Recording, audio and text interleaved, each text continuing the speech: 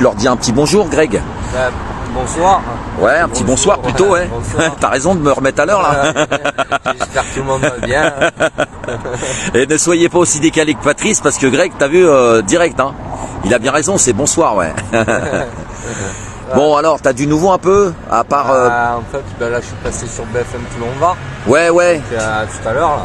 Tu m'expliquais ça il y a pas longtemps, avant-hier. Après, il refait un reportage avec mon avocat demain matin. Ouais.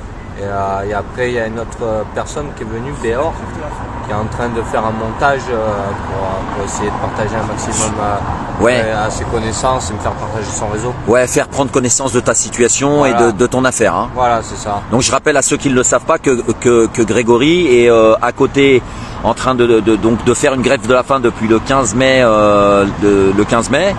qu'il est en train de dormir depuis plusieurs semaines devant le ministère de la Justice, place de la Concorde, place Vendôme.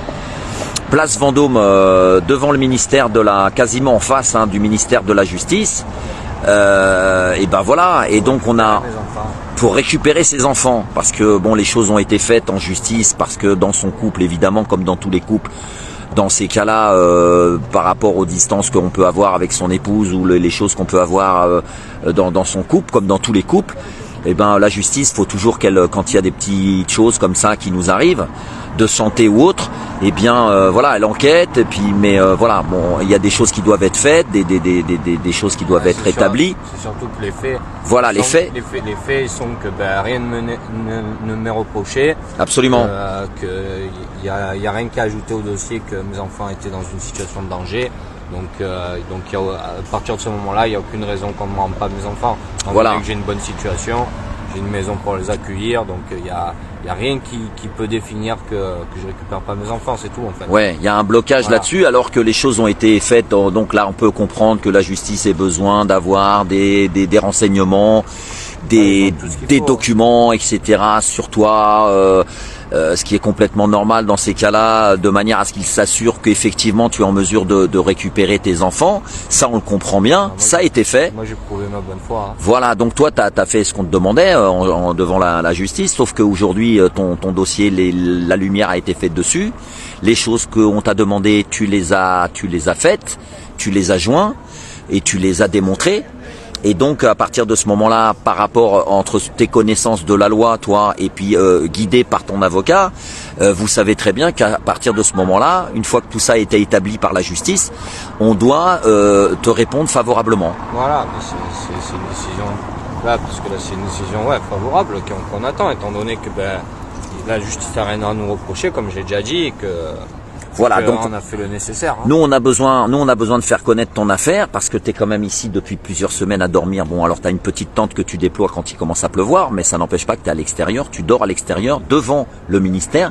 Tu vois le ministre tous les matins ou presque tous les matins. 3 fois par jour. Hein. À quelle heure il arrive le Lascar là? Ça dépend. Ça dépend des fois. Hein. Ça dépend les jours. Et tu le vois passer. Il fait des allers-retours toute la journée. Ouais, du pont Moretti là. Ouais, voilà. D'accord. Et lui, t'as jamais calculé, hein, t'as jamais parlé, il s'est jamais rien du tout, préoccupé de toi. Alors il faut savoir que tu es souvent par terre sur les matelas, mais seulement tu as quand même des pancartes. Tu es quand même face au ministère de la Justice et depuis plusieurs semaines.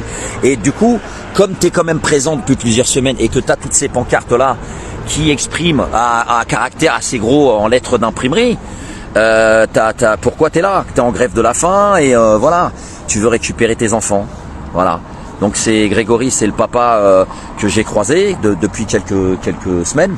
Et effectivement, j'ai voulu, après, avec son autorisation, bien sûr, le rencontrer même en vidéo, de manière à essayer de médiatiser, de faire connaître son affaire, pour débloquer sa situation, ou trouver des gens. Évidemment, j'ai demandé à ce que des gens viennent le soutenir psychologiquement, tout ça, venir parler avec lui, et puis de partager de manière à ce qu'il soit au maximum dans la visibilité. De façon à ce que ça fasse de l'influence ou bien que ça débloque sa situation, quoi, qu'on prenne compte de son état, de sa situation, de son affaire et qu'il puisse récupérer ses enfants. Voilà, c'était dans ce but que j'ai aussi exprimé à des amis qui sont liveurs. J'ai demandé à vous tous votre soutien, le partage, de manière à ce qu'il soit vu au maximum sur nos groupes, sur nos réseaux, sur nos pages, sur nos profils, enfin tout ce que vous pouvez faire dans le partage. Et en effet, j'ai communiqué l'information à 2-3 liveurs que je connais bien, de manière à ce qu'il puisse venir le voir et faire aussi également un interview ou une exposition de sa situation, de manière à en effet, comme je viens de vous le dire, essayer d'apporter déjà du soutien, hein, même quand ceux qui peuvent se rendre ici, et aussi bien sûr le médiatiser pour débloquer sa situation, qu'il soit enfin entendu et que justice soit faite.